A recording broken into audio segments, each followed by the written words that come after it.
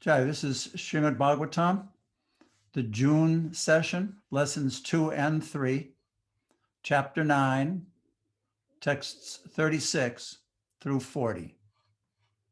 I'll start with the shloka itself. Srimad Bhagavatam, Canto 2, chapter 9, text 36, which is the last of the Chatushloki, Lord Krishna speaking to Lord Brahma. Etavad eva jignasam tattva jignasunatmana anvaya vyatirekabyam yat syat sarvatra sarvada. A person who is searching after the supreme absolute truth, the personality of Godhead, must certainly search for it up to this, in all circumstances, in all space and time, and both directly and indirectly. And what I'm going to do is I'm going to read the last part of the purport that we read last week, so that it kind of refreshes everyone's memory of what this topic was talking about. It's talking about how all the Vedas focus, the goal of the Vedas is the supreme personality of Godhead, the absolute truth, and devotion to him. So purport. Srila Jiva Goswami also quotes another common passage, which is found in 3 Puranas, namely the Padma Purana, Skanda Purana, and Linga Purana. It runs as follows. By scrutinizingly reviewing all the revealed scriptures and judging them again and again, it is now concluded that Lord Narayan is the supreme absolute truth, and thus he alone should be worshipped. The same truth is also indirectly described in the Garuda Purana as follows. Even though one may have gone to the other side of all the Vedas, and even though one is well versed in all the revealed scriptures, if one is not a devotee of the Supreme Lord, he must be considered the lowest of mankind. Similarly, it is also stated in the Srimad Bhagavatam 5:18-12 indirectly as follows. One who has unflinching devotion unto the Supreme Personality of Godhead must have all the good qualities of the demigods. And contrarily, one who is not a devotee of the Lord must be hovering in the darkness of mental speculation, and thus must be engaged in material impermanence. Srimad Bhagavatam 11:18 says, one may be well versed in all the transcendental literature of the Vedas, but if he fails to be acquainted with the Supreme, then it must be concluded that all of his education is like the burden of a beast, or like one's keeping a cow without milking capacity. Similarly, the liberty of discharging loving transcendental service to the Lord is invested in everyone, even the women, the Sudras, the forest tribes, or any other living beings born in sinful conditions. At this point in the purport, it kind of changes direction. This part, the previous part, was all about the Supreme Personality of Godhead. Now it slightly transitions to who can worship that Supreme Lord, who's qualified. The lowest of human beings can be elevated to the highest stage of devotional life if they are trained by the bona fide spiritual master well-versed in the transcendental loving service of the Lord. If the lowest can also be elevated, then what to speak of the highest, who are well-versed in the Vedic knowledge? The conclusion is that devotional service to the Lord is open for all, regardless of who they are. That is the confirmation of its application for all kinds of performances of this service. Back to the verse again, a person who is searching for the absolute truth must certainly search for it up to this in all circumstances, in all space and time, both directly and indirectly. So this purport confirms that part, that topic. Samapriya, you there? Yes, Okay. I am. Hare Krishna, Next. everyone. Next to read will be Vaishnavi and then Nanda. I just wanted to mention something about the last part of that purport, where everyone is eligible, but one has to be willing to do the work. everyone is eligible, but the work must be done. So that's an important point. Vaishnavi, you want to go on, Okay. please? Continued purport. This is also confirmed in Bhagavad Gita 9.30 and 32. Even if a person is fully addicted to all sorts of sinful acts, if he happens to be engaged in the loving transcendental service of the Lord under proper guidance, he is to be considered the most perfect holy man without a doubt. And thus, any person whatsoever or whosoever he or she may be, even the fallen woman, the less intelligent laborer, the dull mercantile man, or even a man lower than all these, can attain the highest perfection of life by going back home, back to Godhead, provided he or she takes shelter of the lotus feet of the Lord in all earnestness. This sincere earnestness is the only qualification that can lead one to the highest perfectional stage of life. And unless and until such real earnestness is aroused, there is a difference between cleanliness or uncleanliness, learning or non learning in the material estimation. Fire is always fire, and thus, if one touches the fire, knowingly or unknowingly, the fire will act in its own way without discrimination. The principle is Harir Harati Papani Dushta Chitrair Api Smritaha. The all powerful Lord can purify the devotee of all sinful reactions, just as the sun can sterilize all sorts of infections by its powerful rays. Attraction for material enjoyment cannot act upon a pure devotee of the Lord. There are hundreds and thousands of aphorisms in the revealed scriptures. Atma Ramascha Munayaha. Even the self realized souls are also attracted by the transcendental loving service of the Lord. Kechit Kevalaya Bhaktya Vasudeva Parayana. Simply by hearing and chanting, one becomes a great devotee of Lord Vasudeva. Na Chalati Bhagavat Padara Vindal Lavani Mishardham Lava Nimishardham Api Sa Vaishnavagrayah. A person who does not move from the lotus feet of the Lord even for a moment or a second is to be considered the greatest of Vaishnavas. Bhagavat Parshadatham Prapte Matsevaya Pratitam Te. The pure devotees are convinced of attaining the association of personality of Godhead, and thus they are always engaged in the transcendental loving service of the Lord. Just wanted to make one point here.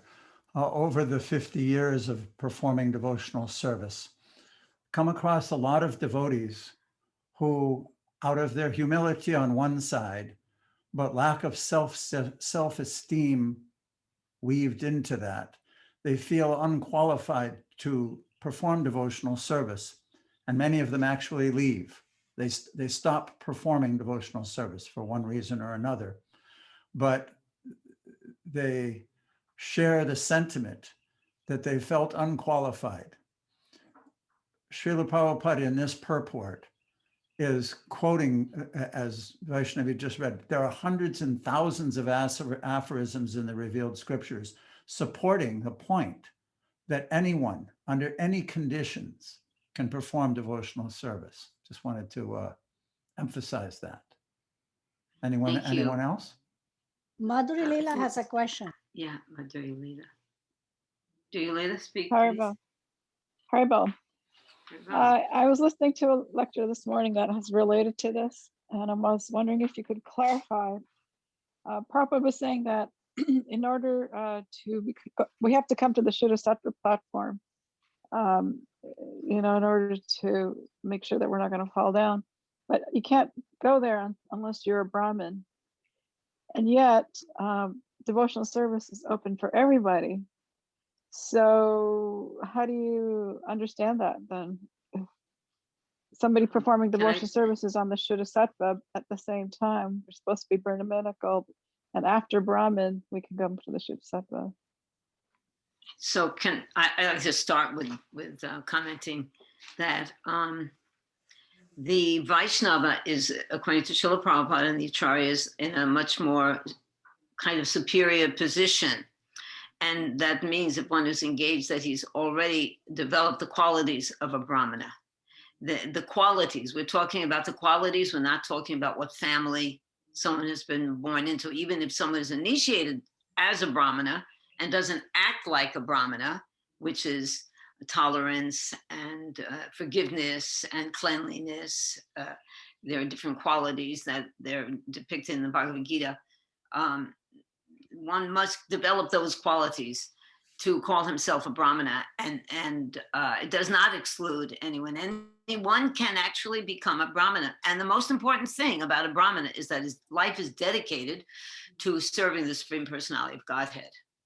So that's the way I understand when Srila Prabhupada says Brahmana. He doesn't mean being born in a caste or just an external thing. Because Otherwise, one who performs, sorry, go ahead. The one who performs devotional service is on the highest platform, but they can be working in the garden. They can be, Vaishya. There can be so many different classes. Sure. But I was feeling that there was. He has qualities of a Brahmana. There are qualities, certain qualities. And ultimately, the most important thing is that his desire is to serve Supreme Personality of Godhead. Pati, do you have something that you want to... Your point, we were listening to a lecture the other day. Srila Prabhupada was making the same exact point. Brahman means one who knows Brahman, one who acts on the platform of Brahman. It's just not a stamp. Somebody's born in a particular family, therefore they're a Brahmin. Someone goes to a fire sacrifice and gets a thread from someone and gets a mantra, and therefore they're a Brahmin. That's not the quality. So what he was saying corresponds to that topic, or that concept, that one who's engaged in devotional service is on the transcendental platform because he knows he's doing this for Krishna.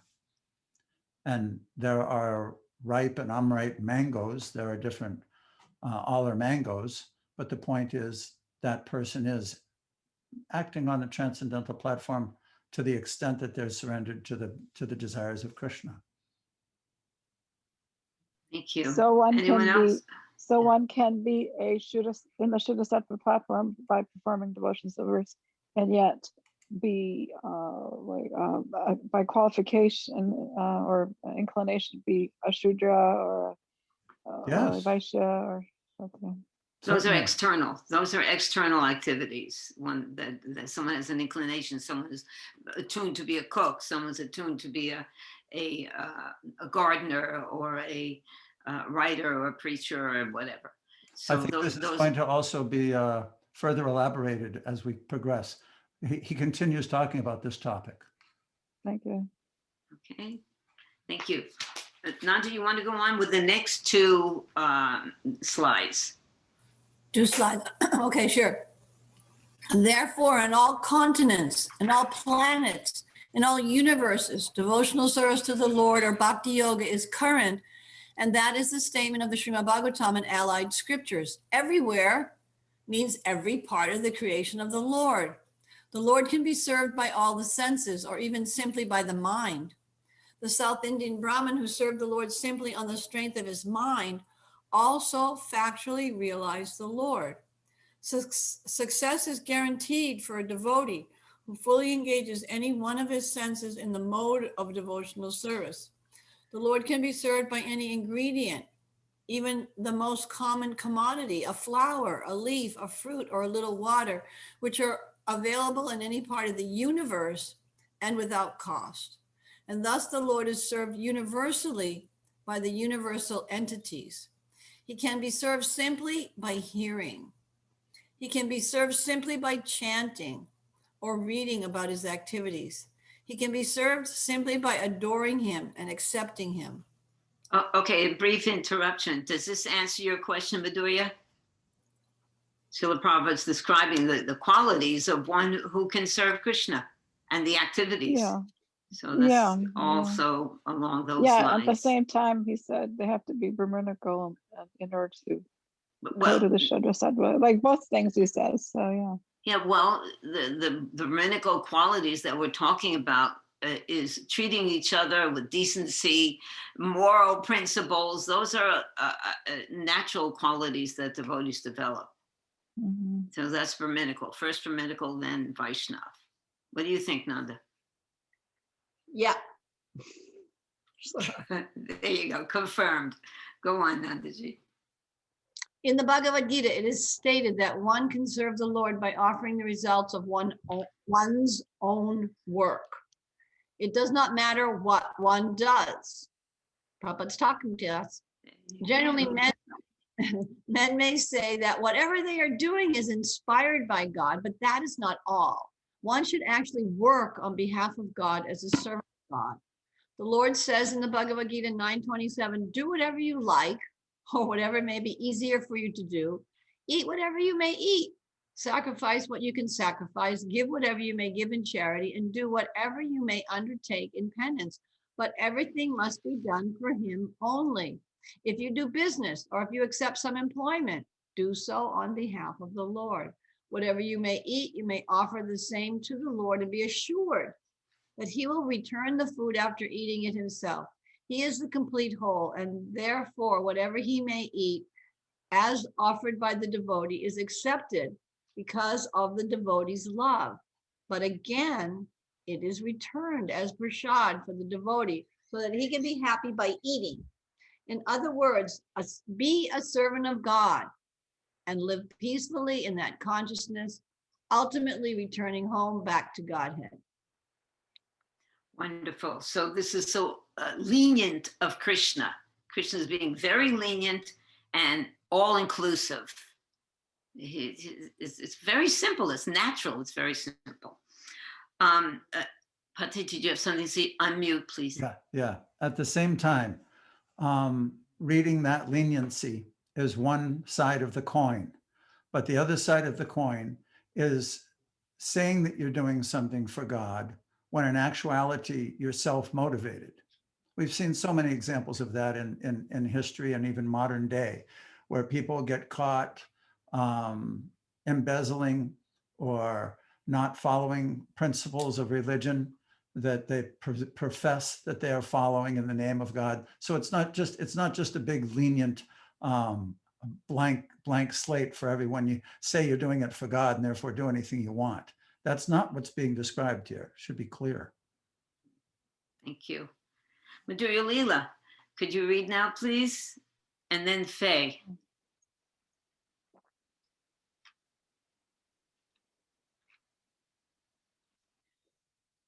Report continued. It is said in the Skanda Purana, I offer my obeisances unto him, the infallible, because simply by either remembering him or vibrating his holy name, one can attain the perfection of all penances, sacrifices, or fruitive activities. And this process can be universally followed. It is enjoined, Bhagavatam 2:3-10. Though a person be full of desires or have no desires, he may follow this path of infallible bhakti yoga for complete perfection. One need not be anxious to propitiate each and every demigod and goddess, because the root of all of them is the personality of Godhead. As by pouring water on the root of the tree, one serves and enlivens all the branches and leaves. So by rendering service unto the Supreme Lord, one automatically serves every god and goddess without extraneous effort. The Lord is all-pervading, and therefore service unto him is also all-pervading. This fact is corroborated in the Skanda Purana as follows. Now the Supreme Lord, the personality of Godhead, who carries in his hands a conch shell, wheel, cup, and lotus flower, is worshipped. Certainly all other demigods are worshipped automatically because Hari, the personality of Godhead, is all-pervading. Therefore, in all cases, namely nominative, objective, causative, dative, ablative, possessive, and supportive, everyone is benefited by such transcendental loving service of the Lord to the Lord. The man who worships the Lord the Lord himself, the man who worships the Lord himself who is worshipped, the cause for which the Lord is worshipped, the source of supply, the place where such worship is done, etc. Everything is benefited by such an action. Thank you. Does everyone know all those different grammatical terms? Those are terms of in time and place, including all the different conjugations of the verbs. That's what I understand them to be. It's also an indicative of all time, all space, all circumstances. Okay, so now, Faye, are you with us? Would you read? Yes. Good. Purport continued. It is said in the Skanda Purana, I offer my obeisances unto him, the infallible, because simply by either remembering him or vibrating his holy name, one can attain the perfection of all penances, sacrifices, or fruitive activities. Faye, I think we just read this one, didn't we? Yes, sorry. Did we? Yes, ablative, all that stuff was at the end. Go ahead, do this one, Faye, I'm sorry. Thank you. Purport continued. Even during the annihilation of the material world, the process of bhakti yoga can be applied. I'm afraid I don't know how to pronounce that. Kalena nasta pralaye vaniyam. Kalena Nasta Pralaya Vaniyam. The Lord is worshipped in devastation because he protects the Vedas from being annihilated. He is worshipped in every millennium or yuga. It is said in Srimad Bhagavatam 12.3.52, if even for a moment remembrance of Vasudeva, the Supreme Personality of Godhead, is missed, that is the greatest loss, that is the greatest illusion, and that is the greatest anomaly. The Lord can be worshipped in all stages of life. For instance, even in the wombs of their mothers, Maharaj Prahlad and Maharaj Pariksit worshipped even the Lord, even in his very childhood at the age of only 5 years. Dhruva Maharaj worshipped the Lord. Even in full youth, Maharaj Ambarish worshipped the Lord, and even at the last stage of his frustration and old age, Maharaj Dhyastra worshipped the Lord. Ajamil worshipped the Lord even at the point of death. And Chitraketu, I'm afraid I'm not saying that correctly. Chitraketu. Chitraketu worshiped the Lord even in heaven and in hell.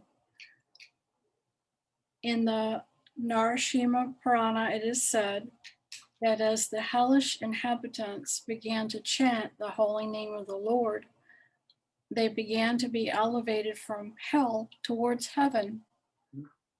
Durvasa Muni has also supported this view. Mocheta yan namnya udite narako pi. Mucheta Yanam Udite Narakopi. Simply by chanting the holy name of the Lord, the inhabitants of hell become released from their hellish persecution. So the conclusion of Srimad Bhagavatam 2.1.11, as given by Sukadev Goswami to Maharaj Pariksit, is, O king, it is finally decided that everyone, namely those in the renounced order of life, the mystics, and the enjoyers of fruitive work, should chant the holy name of the Lord fearlessly to achieve the desired success in their pursuits. Thank you, Faye. Let's go on with Ian. Are you with us, Ian? Can you read, please? I can't hear you. Can you hear me now? Not very clearly. What about now? Can you hear me now? No, I think that it's not very clear. We can Your, barely hear your you. volume is very low, Ian.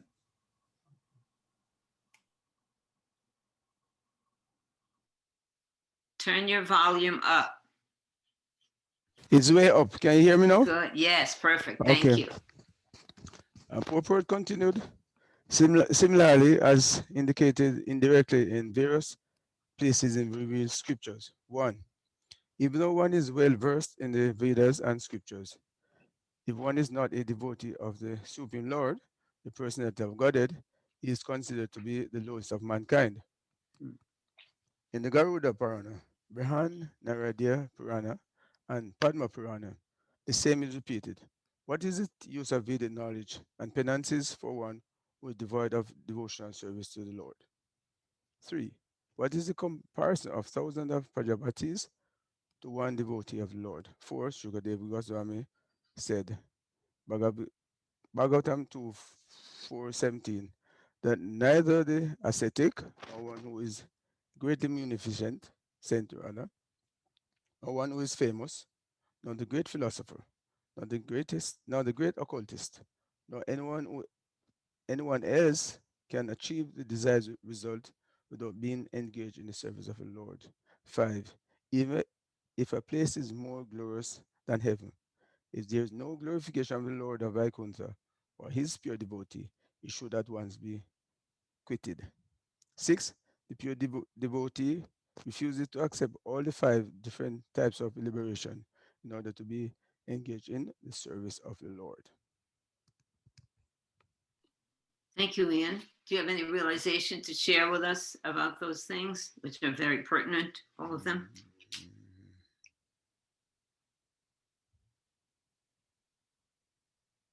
Do you know what the Prajapatis are? Prajapatis are, go on. Those are persons who are responsible for creation of different entities, I suppose. Right, right. Like So we all, yes. Yes. yeah, very good. So Yeah, Prabhupada's comparing the Prajapatis to a devotee. yes. And even a devotee, even though he might not have any children, his service is greatly more important than even those who are propagating the universe. Yeah. So that I thought that was a far out comparison. Yeah. I can't hear you, Patti. Interesting that you brought that point up, because in our modern society in the United States, on this little planet, the goal of having children and maintaining them, educating them, for many people, it's actually the goal of their lives. They spend their entire lives taking care of their families and think that that's a great accomplishment.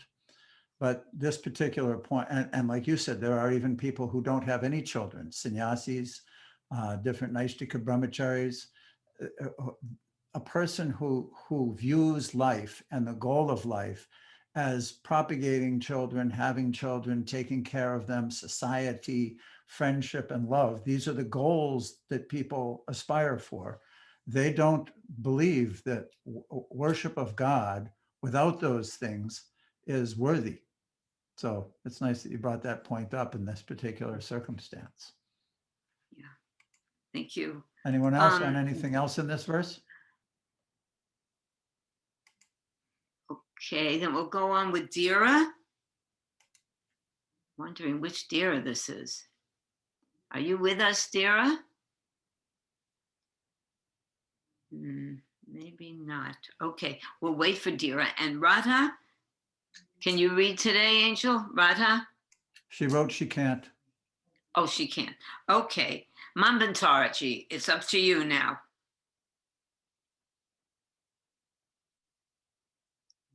Unmute yourself. The final conclusion, therefore, is that the glories of the Lord must be always and everywhere proclaimed.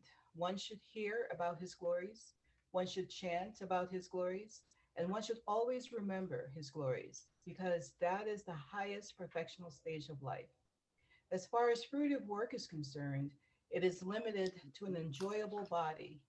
As far as yoga is concerned, It is limited to acquirement of mystic power. As far as empiric philosophy is concerned, it is limited to the attainment of transcendental knowledge. And as far as transcendental knowledge is concerned, it is limited to the attainment of salvation. Even if they are adopted, there is every chance of discrepancies in discharging the particular type of functions. But adoption of the transcendental devotional service of the Lord has no limit, nor is there fear of falling down. The process automatically reaches the final stage by the grace of the Lord. In the preliminary stage of devotional service, there is an apparent requisite for knowledge, but in the higher stage, there is no necessity of such knowledge. The best and guaranteed path of progress is therefore engagement in Bhakti Yoga, pure devotional service.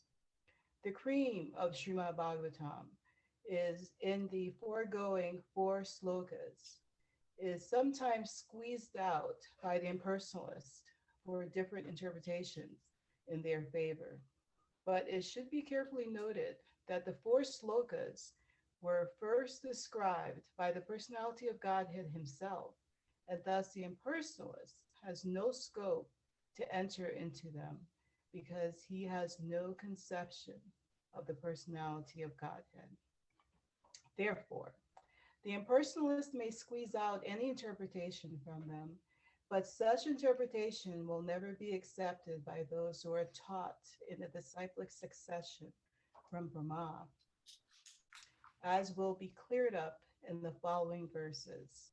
Because besides that, the Shruti confirms that the Supreme Absolute Personality of Godhead never reveals himself to anyone who is falsely proud of his academic knowledge.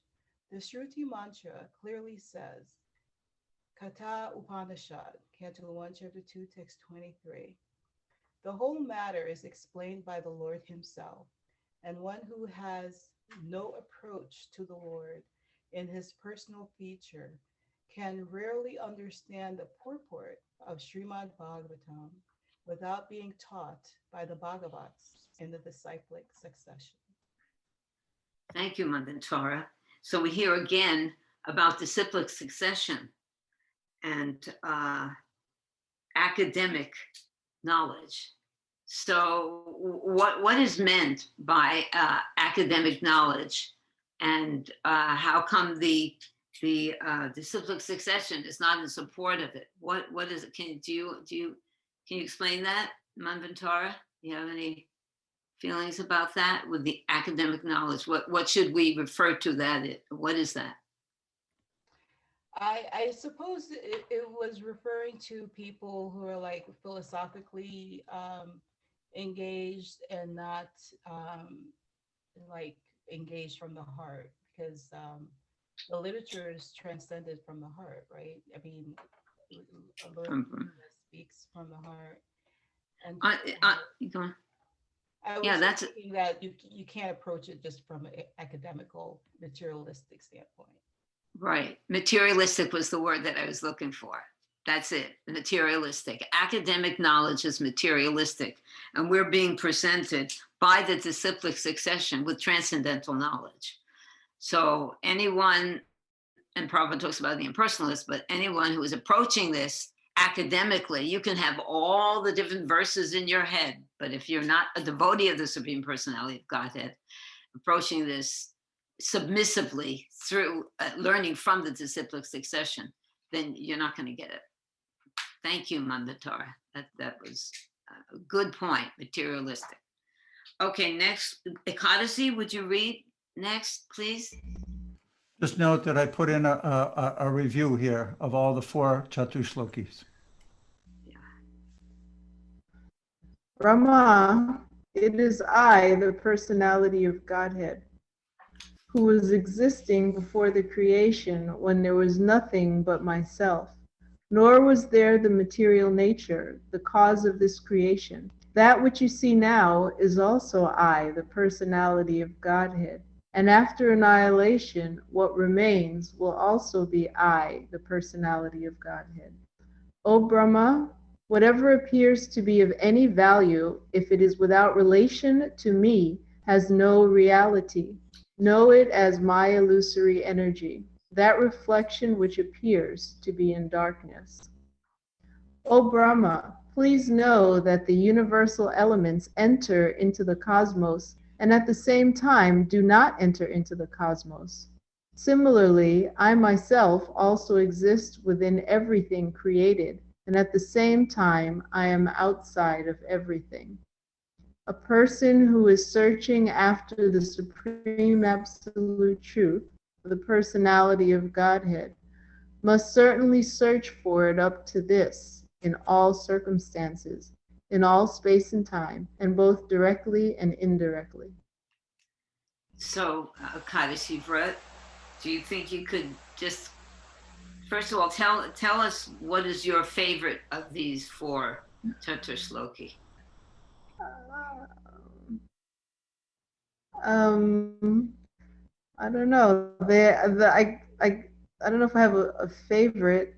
I think from all of them, I just get that Krishna is everything. There's nothing that's outside of him. Nothing, and for a person who wants to call themselves a devotee, then the whole purpose of life is to find out who he is and what is pleasing to him and to serve him. And then that's what will make us happy. That's beautiful.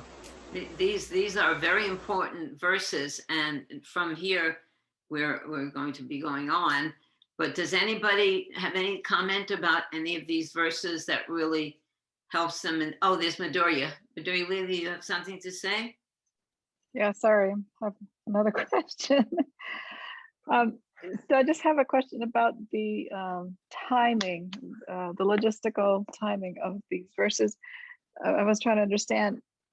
So at the beginning, through Garbhodaksha's navel, the lotus sprouted and Lord Brahma was there. He performed austerities. And then the Lord met him and gave him the Chaturshloki verses, right? So how does that fit in with the Vedas, the 4 Vedas from his flute? When he played the flute, then Lord Brahma got the Vedas. So what's the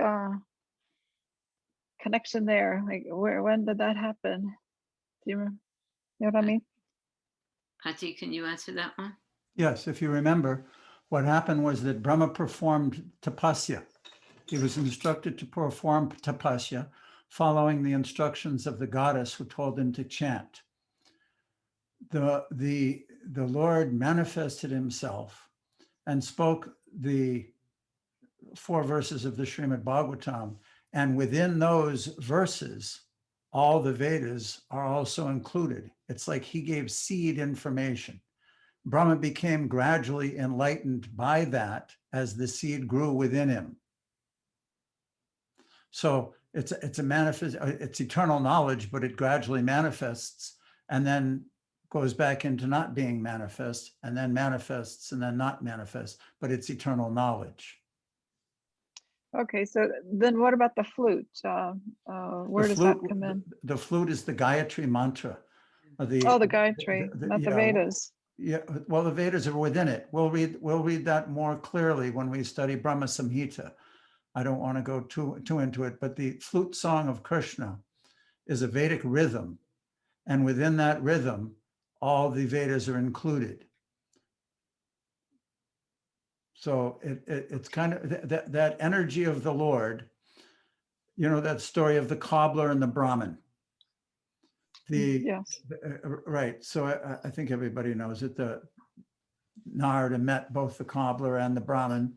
And when the cobbler expressed his appreciation for the Lord's ability to put the tree, a banyan tree, into a seed, it was compared to threading the eye of a needle with an elephant trunk, an elephant through the eye of a needle.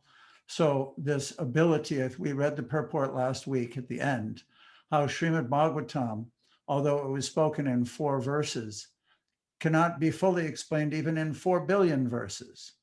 That's a potency of the Lord that actually exists not only in spirit, but also even in nature.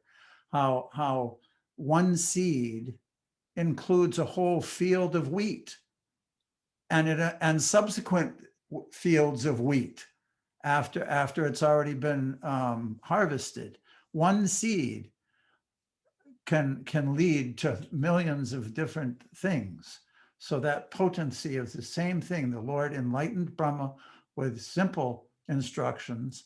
And then as that's what's also happening within our hearts.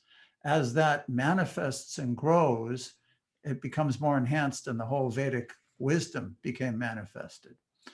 In this regard, there's a really nice verse from Brahma Samhita, which describes similarly what we're talking about with these 4 verses, being within everything and outside of everything. And I just want to take a quick peek here. I'm going to put it up on the screen and read it, because when I recorded this and came across it, it was a confirmation and enhancement of these topics of the 4 Chaturshloki, how powerful Krishna is and how intimate he's related with everything. Hold on.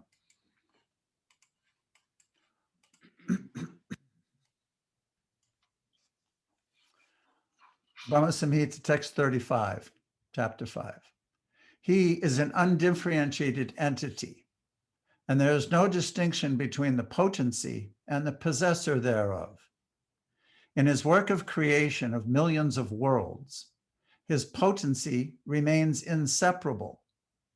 All the universes exist in him, and he is present in his fullness in every one of the atoms that are scattered throughout the universe at one and the same time. Such is the primeval Lord whom I adore. Purport. Krishna is the highest of all entities. In him is an entity which is termed chit, or spiritual, which is distinct from the principle of limitation. By his inconceivable power, he can at will create numberless universes. All the mundane universes owe their origin to the transformation of his external potency. Again, his abode is beyond human conception, since all worlds, limited and spiritual, or chit, exist in him, and he resides simultaneously in his fullness and entirety in all the atoms in all the worlds. All pervasiveness is only a localized aspect of the majesty of Krishna, the Lord of all. Though he is all pervasive, yet in his existence everywhere in a medium shape consists his spiritual lordship, beyond human conception. This argument favors the doctrine of simultaneously inconceivable distinction and non-distinction, and knocks down the contaminating Mayavad and other allied doctrines. So it's amazing. Krishna exists in his fullness in every atom. That's inconceivable. I wanted to mention one thing about that word, potency and potential. Back to the Brahmin, back to Narada Muni and the Brahmin and the cobbler. The cobbler saw inside of the seed the potency and potential. We were talking about how in one seed, a whole field of wheat is existing in its potential. And that also is the potency of the Lord, the potential of how everything expands. I thought that was an interesting concept, that potency and potential are related. Thank you. So then later on, Vyasadeva took those Chaturshloki and expanded them into the Veda, or wrote them down as the Vedas. Is that right? How we should think about it? The Srimad Bhagavatam. No, all the Vedas. All the Vedas from those Chaturshloki. Yes. Don't you remember at the beginning of Srimad Bhagavatam, he had compiled 108 Upanishads, 17 Puranas, the Mahabharata, the Vedanta Sutra, and he was feeling dissatisfied. So Narada instructed him to glorify the Lord. And now we're kind of tying a bow on this whole topic by reading these Chaturslokis as commented on by the different acharyas. They bring and fluff out that reality that glorifying the Lord is the essence of the Vedas. But previously, Vyasadeva hadn't captured that understanding. And he Okay, wrote the but those Vedas from the Chaturshloki- Chaturshloki, right? Where is that written? Of course, it's Chinta Veda Veda Tattva, they're all the same. What's a Chinta Veda Veda Tattva? That the essence of the Chaturshloki is the essence of the Vedas, and also the Shikshastika is only 8 verses, which is the essence of the Vedas. But as far as I never heard really that the Chaturshloki was, from that was the seed of the Vedas, because actually the Vedas came before the Srimad Bhagavatam, or maybe revealed. They're all eternal. I'm a little confused myself about it. It was in one of these purports that we just read, but because we're online right now and doing this, I can't go back and find out the exact quote, Okay. but I will, and I'll put it up on the forum Okay. afterwards. Okay, thank you. Narayan, would you like to read next? Narayan, you there? There you are. Yes, I can. Okay, thank you. Put up, there we go. This is the next verse here. Yeah. Not that one. Next one, yeah. Srimad Bhagavatam 2.9.37. O Brahma, just follow this conclusion by fixed concentration of mind, and no pride will disturb you, neither in the partial nor in the final devastation. As in the Bhagavad Gita, 10th chapter, the personality of Godhead, Lord Krishna, has summarized the whole text in 4 verses, namely, Aham Sarvasya Prabhava, etc. So the complete Srimad Bhagavatam has also been summarized in 4 verses, etc. Thus, the secret purpose of the most important Bhagavad conclusion has been explained by the original speaker of the Srimad Bhagavatam, who was also the original speaker of the Bhagavad Gita, the personality of Godhead, Lord Sri Krishna. As far as I can see, that's a distinction there that says that the Chaturshloki are the 4 summarized verses of the Srimad Bhagavatam. I never heard that they were there. Anyway, okay, I have to see it. Thank you, Narayan. Gopal, would you read the next one, and then Bhadra? Okay, purport continued. No one should try to give a new interpretation by dint of mundane knowledge. And the first step, therefore, in pursuance of the system of knowledge received by Brahma is to approach a bona fide guru who is the representative of the Lord following the Parampara system. No one should try to squeeze out his own meaning by imperfect mundane knowledge. The guru or bona fide spiritual master is competent to teach the disciple in the right path with reference to the context of all authentic Vedic literature. He does not attempt to juggle words to bewilder the student. The bona fide spiritual master, by his personal activities, teaches the disciple the principles of devotional service. By following the instructions of the bona fide spiritual master in conjunction with the principles of revealed scriptures, the student will rise to the plane of complete knowledge, which will be exhibited by development of detachment from the world of sense gratification. The mundane wranglers are surprised that one can detach himself from the world of sense gratification. and thus any attempt to be fixed in God realization appears to them to be mysticism.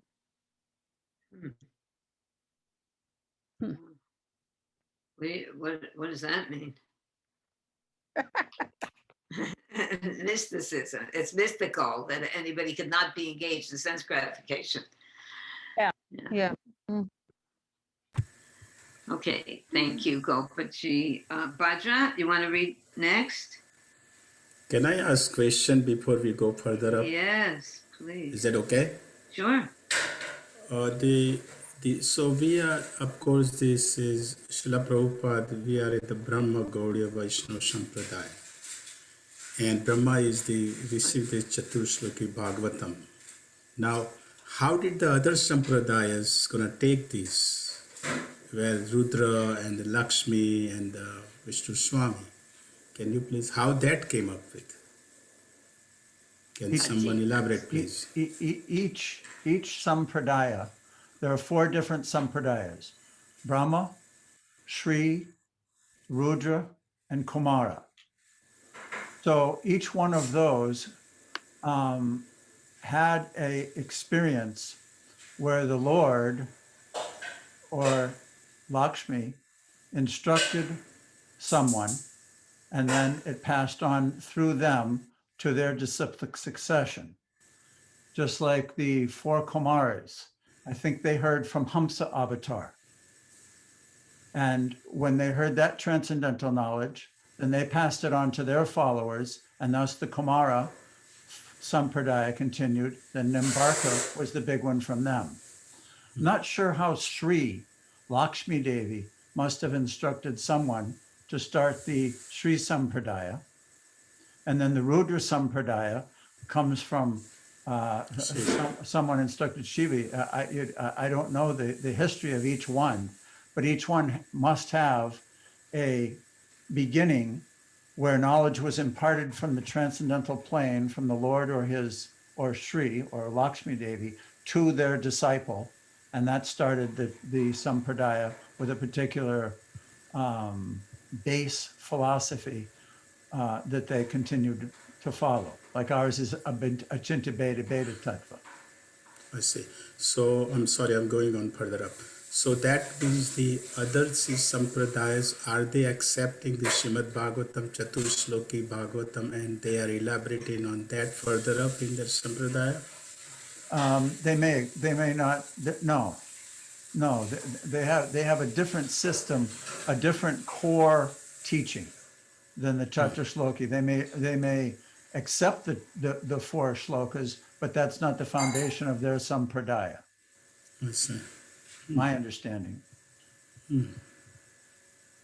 But if the Srimad Bhagavatam is all in all, and the Chaturshloki Bhagavatam is all in all, then why would it other Sampradaya was not accepted?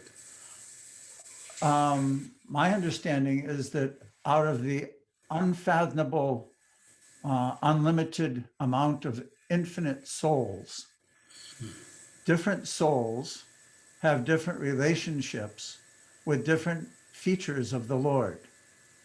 Like on Nrsingadev's planet, everyone there in Vaikuntha is a Nrsinga Bhakta. On Matsya's planet, everyone there is a Matsya Bhakta. So in the material world, in order to attract souls that are devotees of particular forms of the Lord, they come in contact with a sampradaya appropriate to their eternal nature, and over the course of lifetimes develop that relationship so that they completely surrender, develop their relationship and love for that particular form of the Lord, and then go back to Vaikuntha or back to Goloka to worship that form of the Lord that's inherently their nature.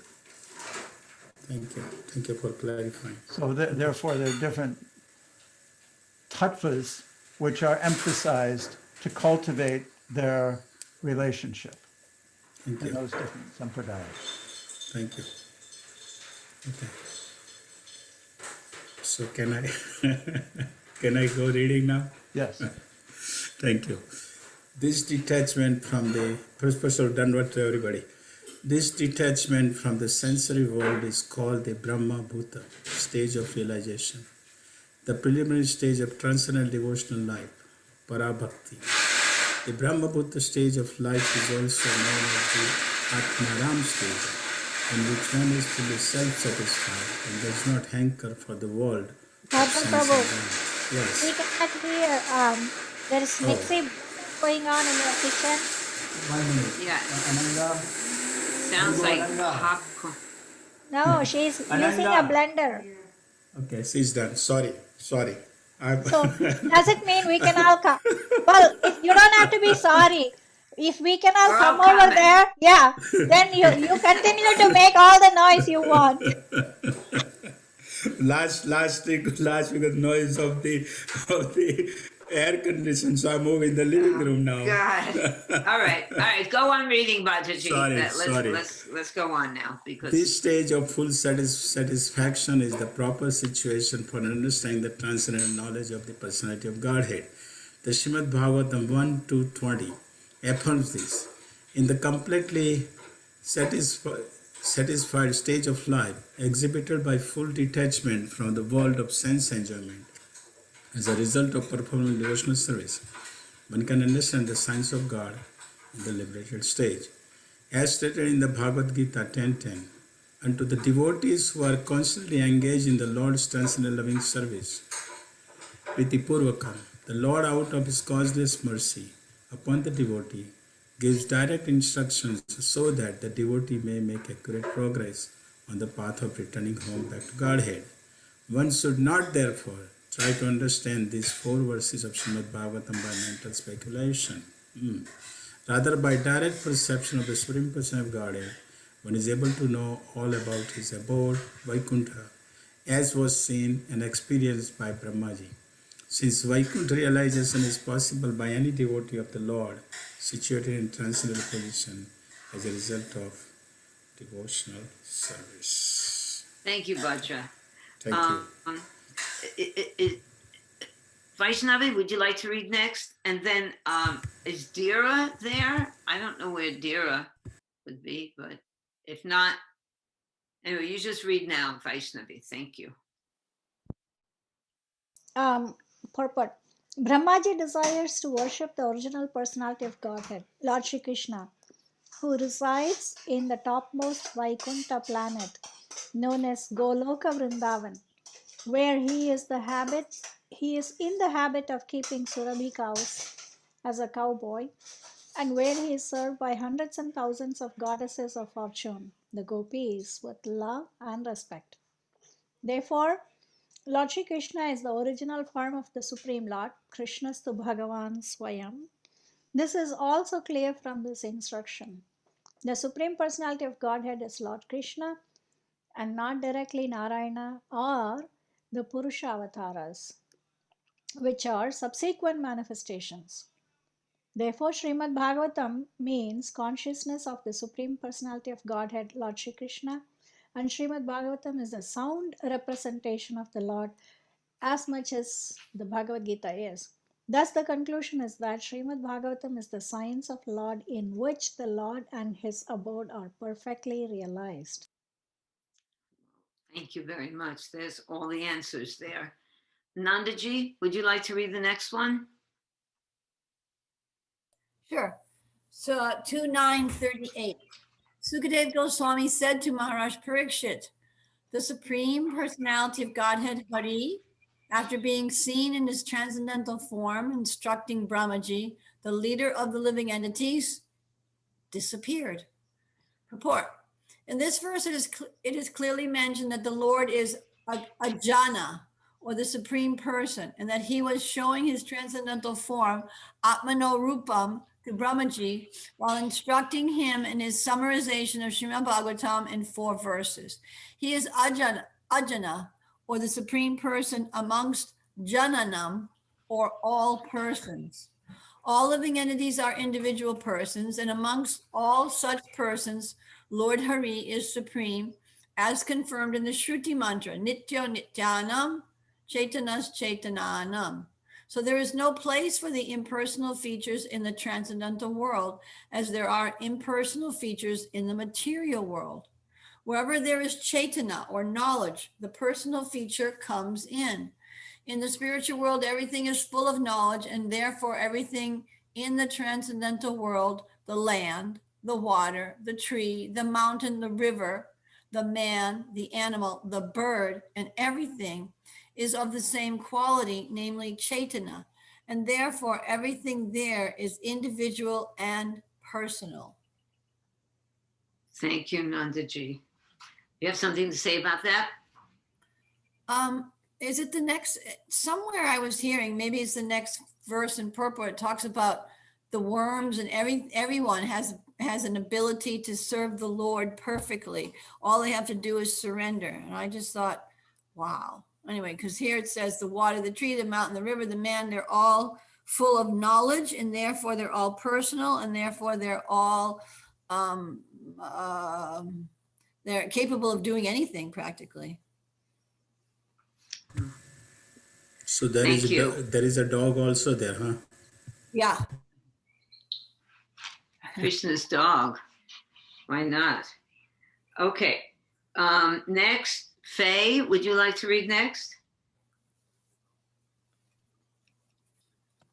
On the disappearance of the Supreme Personality of Godhead, Hari, who is the object of transcendental enjoyment for the senses of devotees, Brahma, with folded hands, began to recreate the universe full with living entities as it was previously. Purport: the Supreme Personality of Godhead, Hari, is the object for fulfilling the senses of all living entities. Illusioned by the glaring reflection of the external energy, the living entities worship the senses instead of engaging them properly in fulfilling the desires of the Supreme. In the Hari Bhakta Suhadhya 13.2, there is the following verse: O devotee of the Lord, the purpose of the visual sense is fulfilled simply by seeing you, and to touch your body is the fulfillment of bodily touch.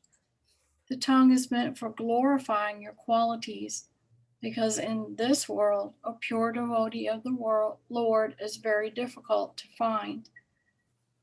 Originally, the senses of the living entity were awarded for this purpose, namely, to engage them in the transcendental loving service of the Lord or that of his devotees. But the conditioned souls, illusioned by the material energy, became captivated by sense enjoyment. Therefore, the whole process of God consciousness is meant to rectify the conditional activities of the senses and to re-engage them in the direct service of the Lord. Lord Brahma thus engaged his senses in the Lord by recreating the conditioned living entities to act in the recreated universe. This material universe is thus created and annihilated by the will of the Lord. It is created to give the conditioned soul a chance to act to return home back to Godhead. And servants like Brahmaji, Narada, Vyasaji, and their company became busy with the same purpose of the Lord, to reclaim the conditioned souls from the field of sense gratification and return them to the normal stage of engaging the senses in the service of the Lord. Thank you. In this last paragraph, Madhurya, are you there still? You were asking before about the time frame. Sometimes in spiritual topics, it's very difficult to understand things linear, you know, because right here is confirmed that in Brahma recreated the universe. He recreated the conditioned souls, not the souls, the living entities, for the souls to work out their different desires. So we know the beginning of the universe, how Lord Brahman, we just read it previously, climbed down the lotus flower trying to figure out where he was, and then performed tapa. So this goes on perpetually for all the Brahmas in all the universes all the time. So in order to take a time frame, just like which came first, the chicken or the egg, it's a very difficult thing to put your finger on that when something's existing in eternity. I don't know if that helps you. But okay, we're gonna finish up now. Well, like you with- said, oh, with the yeah. Bhagavatam, it's also a lot of things, a lot of, the incidents are described, Leela, but they're not always in, like you're saying, chronological order. So and it said could be that, from yeah. any other, it could be from even some other Manvantara, So yeah, Right. it's hard to understand. I think that was confirmed previously in some purport, that the Bhagavatam is not like consecutively. It's not in that kind of linear order that we are used to seeing in this material world. Anyway, so we have one more verse. I wondered, Ian, would you like to read that? And then we'll have an open discussion about these fantastic topics.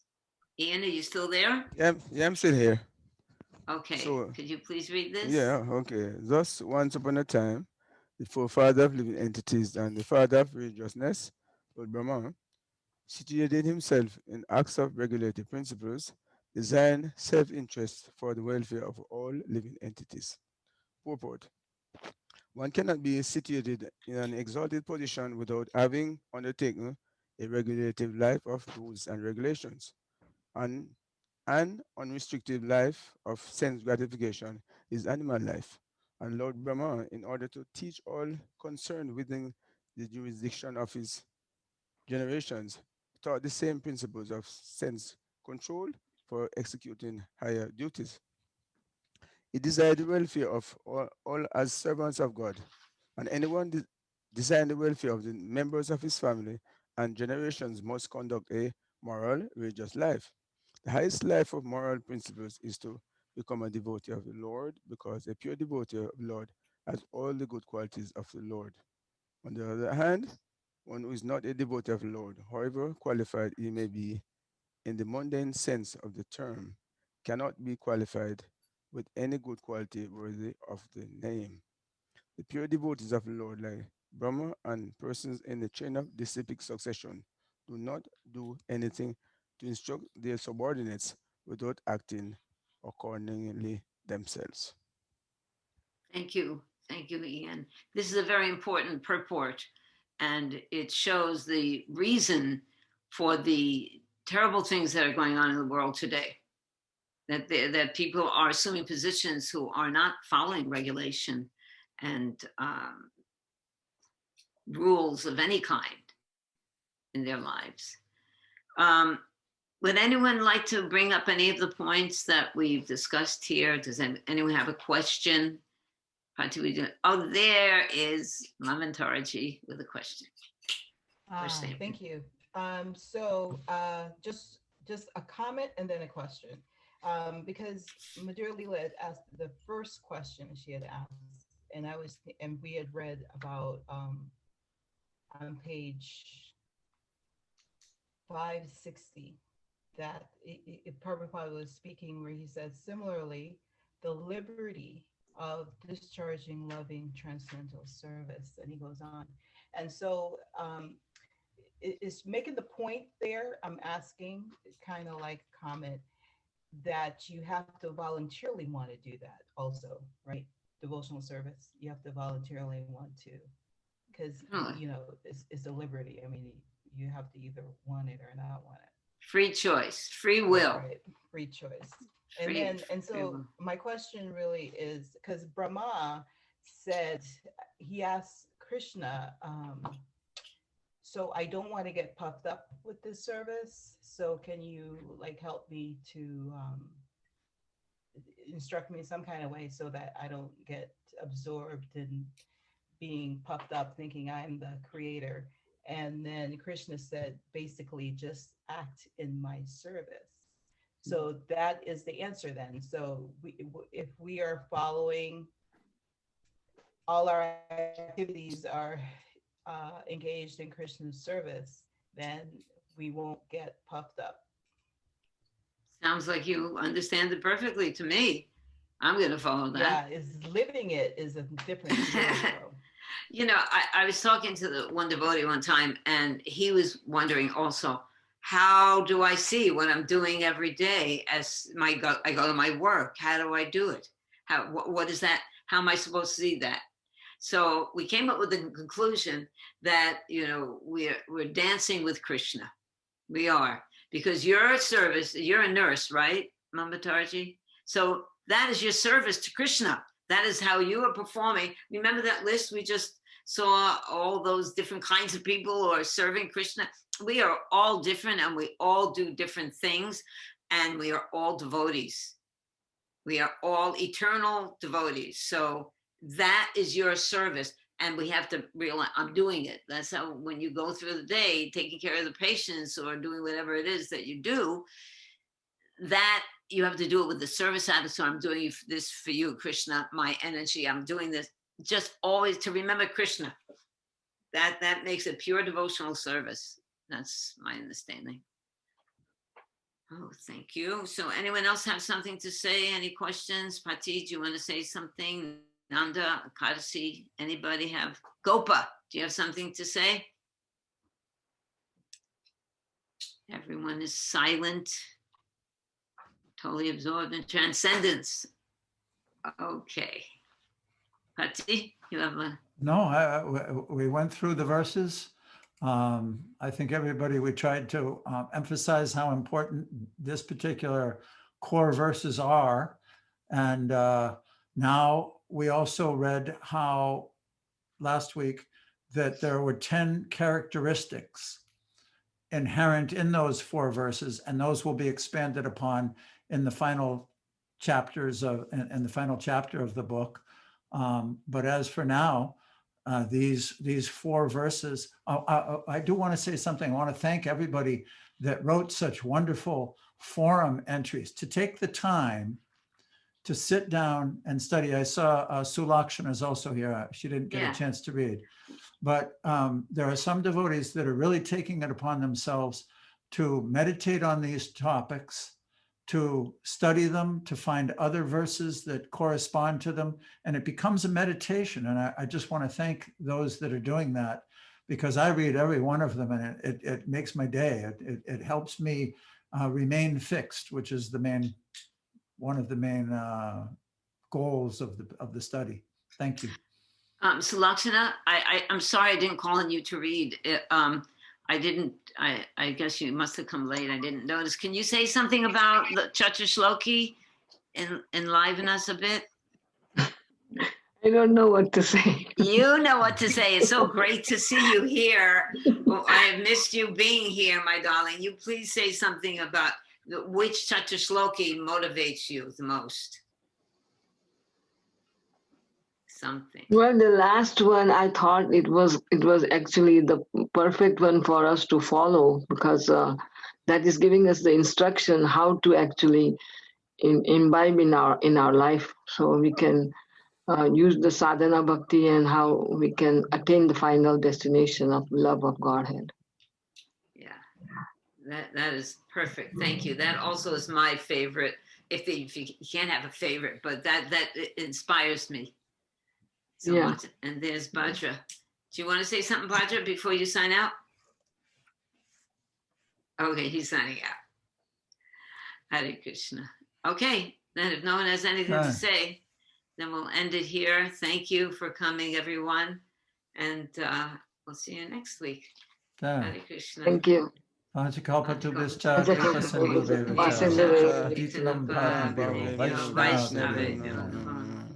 Haribo. Hare Haribo. Krishna, Hare Krishna, Hare Hare Krishna. Krishna, Hare Hare Krishna. Krishna.